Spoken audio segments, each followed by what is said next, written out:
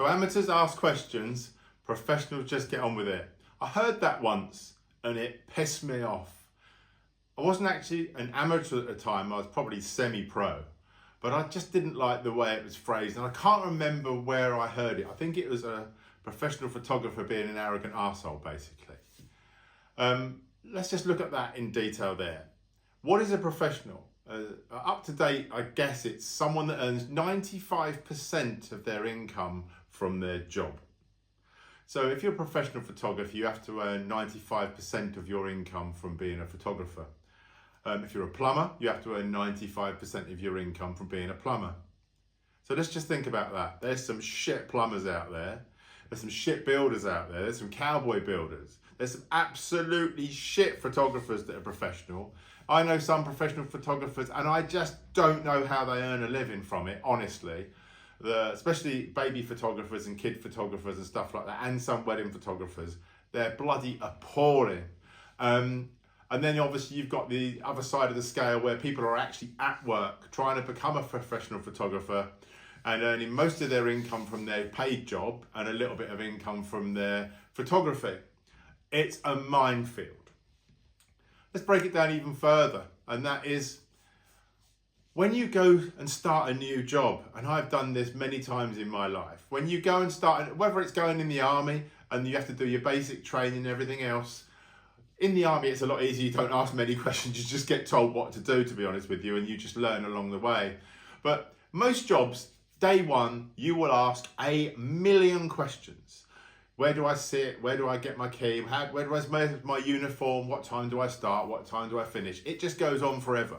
No matter whatever job you start in, usually within 10 to 12 months, maybe 16 months, you don't ask so many questions. You actually know the job. Sometimes it's a bit longer than that. Sometimes it's a bit short. And then if you move around in departments in a job, then exactly the same is going to happen and start all over again. It's really, really interesting.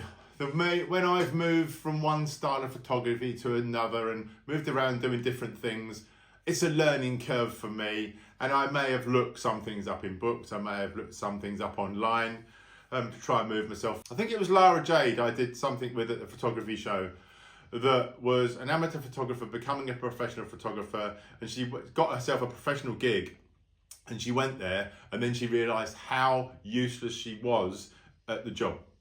So she went away, she didn't fail at it, she managed to pull it off, she went away, learned the job and come back stronger. It's fake it till you make it in some cases. So what am I trying to get at today? No doubt the title of this and the algorithm will pour everyone here to have a go at me for saying what I've said, but that's life. That's what social media is about these days. So the difference between amateur and professional, let's just work that one out. A really, really good, top of their game professional photographer is way up here. And a really, really fresh camera out the box amateur is way down here, right? The very, very fresh amateur is going to ask loads of questions. And the top pro that's been doing it all their lives, Don McCullum and people like that, probably never ask a single question. But there's always something to learn. A few years ago when Don McCullum went from film to digital, I expect he asked loads and loads of questions. When I was a professional photographer, I changed from one of my Nikon cameras to a Nikon D3S. Sort of my dreamish camera. And as Warren Miller will tell you, they're a bloody pain in the arse, to be honest with you. I got my Nikon D3S and I could not work out why, in theory, there was dust on the sensor all the time on a full frame sensor. On the particular fault with the Nikon D3S was they over oiled or greased the mechanism inside. So as soon as you started using it, it splashed oil and grease all over the sensor. This happened for probably 6 months until you just, by cleaning it every time you use it, eventually you clean it all off. In the process of that, I actually emailed David Notton and I said, what do you use to clean your sensor? This is a professional photographer asking a professional photographer a question. And he basically said, Arctic Butterfly. My mistake was I thought he was using the Nikon D3S at the time and he wasn't, he was using Canon. I emailed the wrong person. But you know what, he's the only professional photographer that's ever replied to me. And I've never forgotten that. And I was doing an event with him in Cardiff, I think it was. And I actually told him that, but it was really, really nice that I try and answer everyone's questions the same as he answered mine. And it's a really, really nice thing for someone that you look at or you like their photographs and you ask him a question to reply to you. Now, in this day and age of social media, it's not possible to reply to everything and you don't see everything. I used to get some terrible emails when I had some of my professional accounts. People were saying, oh, I asked you questions and you ignore me, or why don't you look at my photographs, and this, that and the other. I think people understand more these days. You don't see everything. I don't see everything on the internet. I don't want to spend my life on the internet looking at things. So one of the biggest questions I get, and I'm starting to get them again on some of my YouTube stuff, is what are my settings? Now, I suppose the way to explain this and look at this is David Lovegrove and a couple of other people came out on one of my street photography walks one day. And a couple of people didn't really like street photography and what I do until they came out with me. And one of them said, I see what you do now. You go out and look for a subject and perfect light and a great location, and you bring that all together in a fraction of a second to make a photograph. They spend all day in a studio getting the perfect lighting with the perfect model and the perfect setting to do exactly the same thing. What's easier? Well, it's actually easier to do it in a studio. You set your camera system up, you set your lighting up, you get your model in, you get your makeup done, and you take your photographs and then you get it retouched afterwards. That's roughly the process. I have to go out and find something, and that's not always possible. One of the hardest things in street photography was going out and finding a subject and everything else when you're shooting something for a client. At the time, possibly my client was Fujifilm. I had a new camera that no one had ever seen. I was out using it and I wasn't allowed to show it, to take street photographs, to then promote the camera. The worst thing is, when you've got a camera no one can see and you're working all the time doing other stuff, it's one of the hardest things to do is go out there and get a great shot.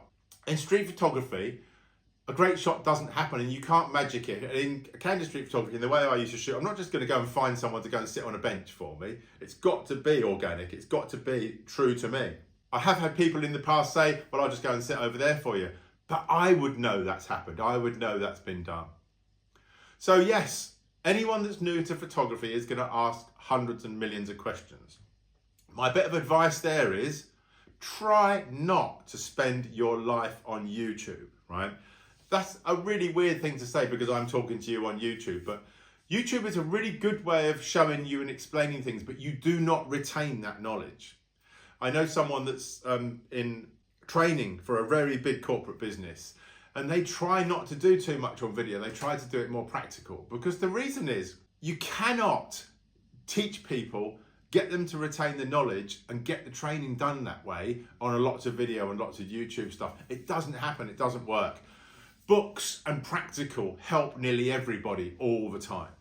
When I was learning, right back when I was a teenager, as a child, my knowledge came from books. Yes, I actually looked at books of David Boys and people like that, photographing models and tried to work out their settings. What a waste of bloody time. And I will tell you that it's a waste of bloody time.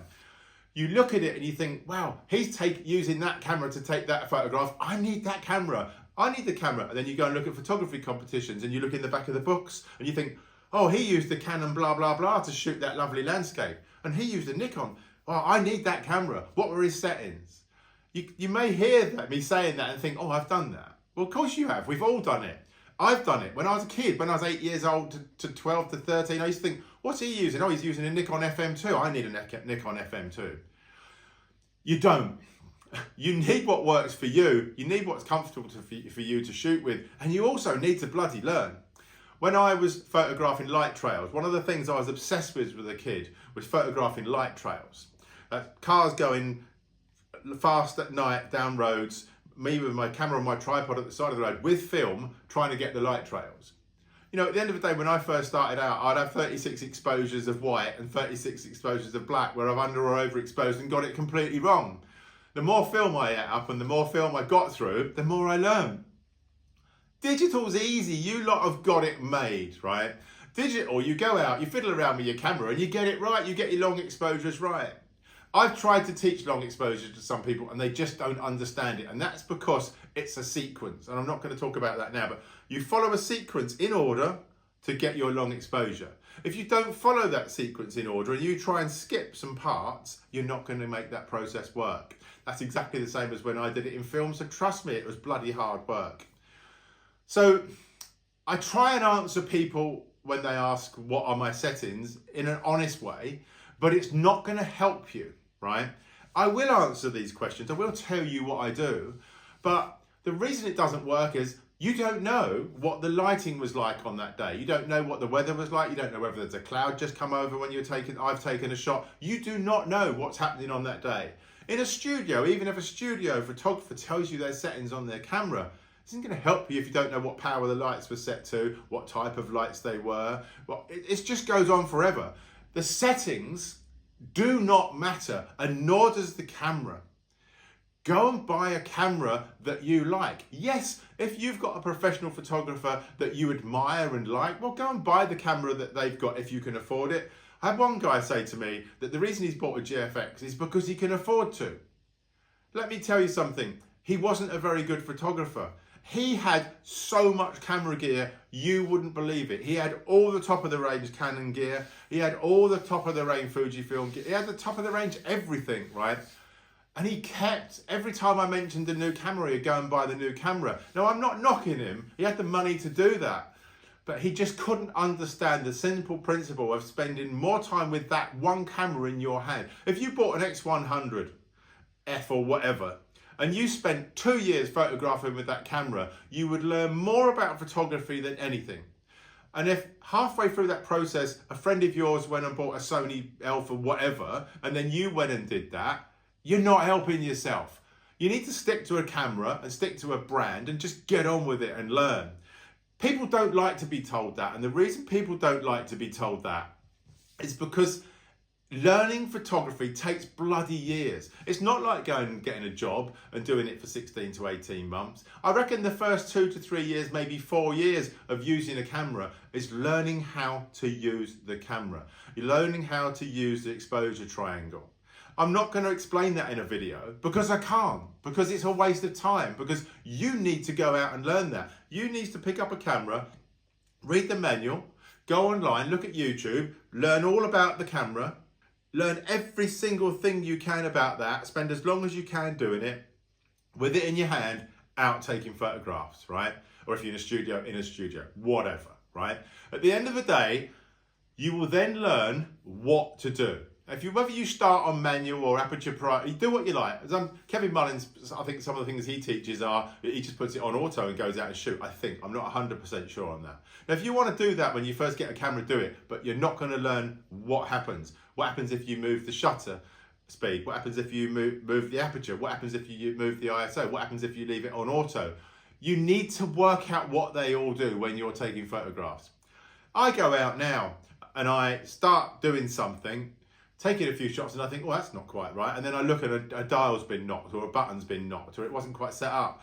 That's life. You know, you change things on the go. I made a video, my last video I just made with me and Barry in town shooting.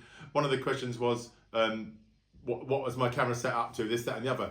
It doesn't matter what my camera was set up to, and I'm not being rude to the person that wrote that, because in those circumstances and in that lighting, in that street, in Matthew Street, that was set up for that moment, right? And in all honesty, I will answer that question. So I'm shooting someone in the light, in a beam of light in Matthew Street. My camera at the time was an XT30. It was set to manual as far as shutter speed was concerned. It was set to, I think it was 500th of a second, and it was set to f4, and the ISO was on auto. And the reason that is then I can walk up and down Matthew Street, point my camera anywhere I want to, the ISO will sort itself out, and my aperture and shutter is exactly where I want it. Someone said that as well, that my light was overcooked on one of my videos. My highlights were overcooked. They weren't overcooked. At the end of the day, when you've got a monitor that shows you exactly what you're looking at, someone else can look at it on their phone or on another monitor or everything else, and the highlights or the shadows are going to be whatever they are on that person's monitor. Unless you've got a 1,400 quid monitor to actually see exactly what you shot, then you can't comment on other people's work. And it's quite funny, I'm not upset about that. I couldn't give a flying shit, because at the end of the day, it's something that people love to do on social media, and that is point out people's flaws in their photography.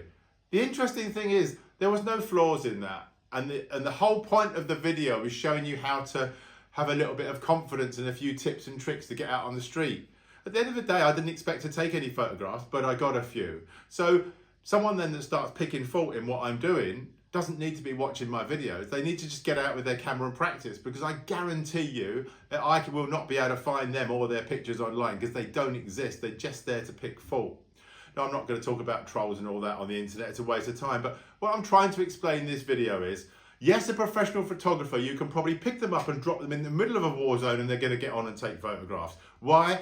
Because they've done their time in the trenches. They've learnt what to do and how to use it. And they also know when something goes wrong, how to get out of it quickly.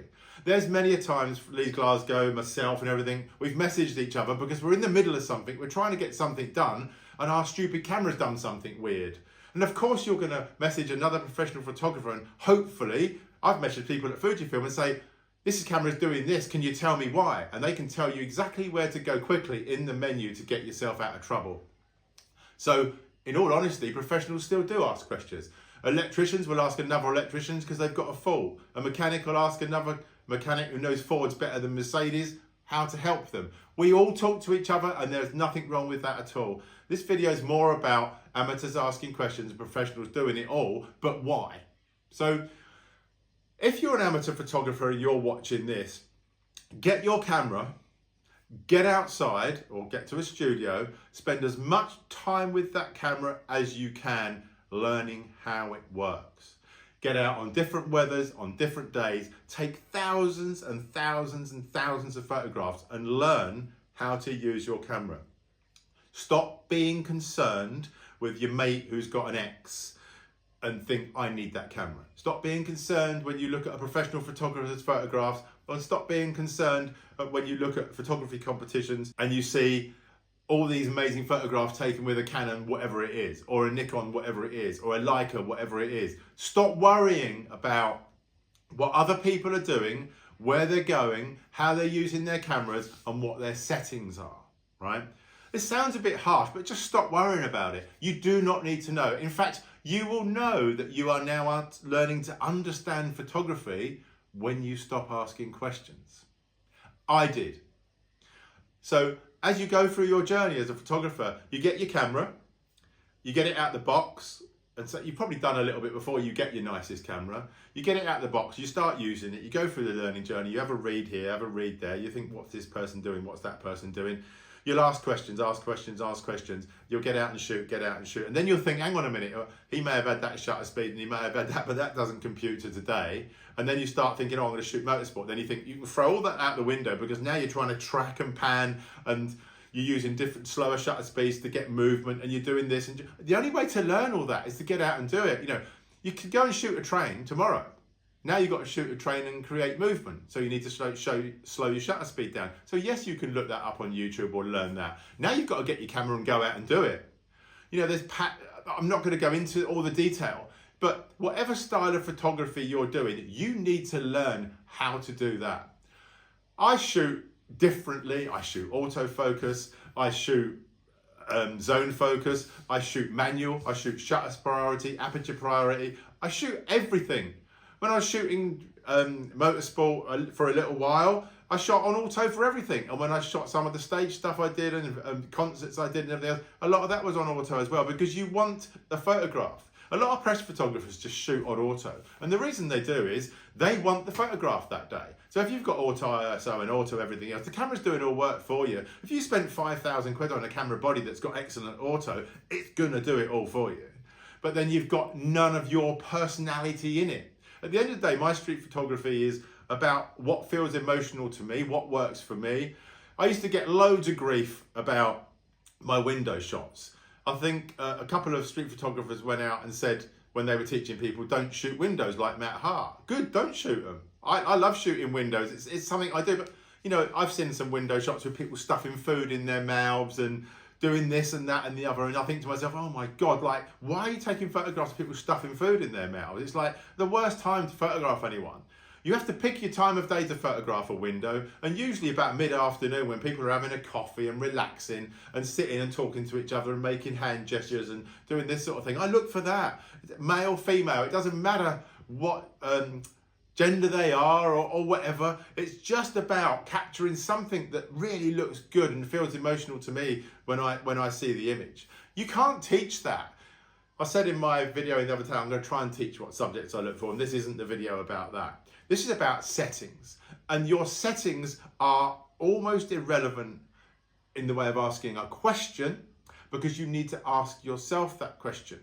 If you really want to take this to another level, use your phone or a notepad, and as you take photographs, write down the settings for each day. I guarantee you within 6 months you won't bother anymore, because you then realise that it's a waste of time. Because every single street, every single road in the world has different lighting, from window light from the windows to soft light bouncing off glass. So in London you have light and you think, where's that patch of light coming from? And you look up and there's a pane of glass and it's actually reflecting down. So if you've set your camera up in manual for this section of the road and you move into that section of the road, suddenly the light will change, right? That's why I use auto ISO. So that is a tip for you. I use auto ISO a lot, because then I don't have to think about light changes as I'm walking down the road. Aperture, I want aperture to be so that I get the person of my main subject in sharp focus and I'm not worried about anything else. So I sit around about f4. Anything other than that, sometimes if I slightly misfocus, they're not going to be sharp enough. So I want my main subject sharp, so I am around about f4. And I also want my main subject sharp as well, as far as movement's concerned, without camera shake. Now you've got all the gadgets these days of image stabilization and everything else, but at the end of the day, if you want something sharp, shoot it at 500th of a second, right? You get a lot of movement as well when you're moving. When you're walking with a camera and you're photographing someone out on the street, your movement is going to make a difference as well, unless you've got image stabilization. So if you're about 500th of a second, you're going to get something reasonably sharp. Or go over to 1,000th of a second, you'll get it really, really sharp. If you're going to shoot it at 30th of a second, it's going to be a bit blurry or even lower. At the end of the day, get it down too low and everyone will disappear. You do long exposure photography in the street, everyone disappears off the face of the earth. You're just empty with that's a good tip. If you want to photograph a high street with no one in it, shoot it at 1/8 of a second or something like that, or 1/6 of a second, or even longer, and everyone just disappears. You need to learn this stuff by going out there and doing it yourself. Honestly, you do. Because you could ask 1 million people what their settings are, they're all going to be different. And they're all going to be different every single day of the week. Yes, of course, the best things to know are, what's your favourite photographer set their ISO to maybe? And I use auto. And what shutter speed do they mostly use? But it doesn't matter, because as I've just said, if I'm now going to go and shoot landscape, that's all going to change, right? If I'm shooting landscape, my shutter speed is, 30th a second or below. Sometimes we're going to go down to long exposures and it's going to be longer. And my aperture is going to be f22, because I want front to back sharpness. I don't want front to back sharpness in the streets. I want the person to be in focus. So that's the sort of stuff to learn, is what's your favourite photographer set up for? Not their settings on the day, but what are they set up for? So are they shooting people at f1.2 or f4 out on the street, if you're a street photographer? And also, where do you focus in the frame? I could talk about that forever. In fact, I got into an argument with a guy about it once when I was doing a talk, because at the end of the day, it doesn't matter, it's what works for you. And one of the things I will explain is this. One of the reasons why you can't ask people that is, say in landscape photography, you set up and you shoot 3/4 of the way into the frame or 1/4 of the way into the frame because you want front to back sharpness. Have you ever taken that lens out and tested it? Because if you take that lens out and test it, if you've used a particular lens on one day and a particular lens on another day, you'll find that that isn't as sharp as you think it is. And I've done that, and I've set it up even on macro on pieces of paper and laid pens out and found that front to back sharpness isn't quite what you think it is with each different lens. And also, I can't remember all the technical terms for all this now, but all the lenses are different shapes. So you get distortion in a lens. Cheaper lenses, you get horrendous distortion. You get color halos and all sorts of stuff going on. Then the more expensive glass, you don't get those problems. Most of the Fuji stuff, I've never seen a problem with it, but some of the Nikon cheap glass over Nikon expensive glass is night and day. So the more questions you ask, the more you're going to dig yourself in a hole, because you think you found the answer, but you haven't. What you need to learn is how your camera operates with the lens you've got on it. And one of the best things to do is shoot for 12 months to 2 years with the same camera and lens. Then you're going to learn absolutely every single thing about that and then move on. And I've just said that. A lot of people will be thinking, well, I don't want to do that for all that amount of time. And there's your problem. I have. I've shot a year of black and white. I've shot a year with just one camera and one lens. I've shot all these things because I've learnt it.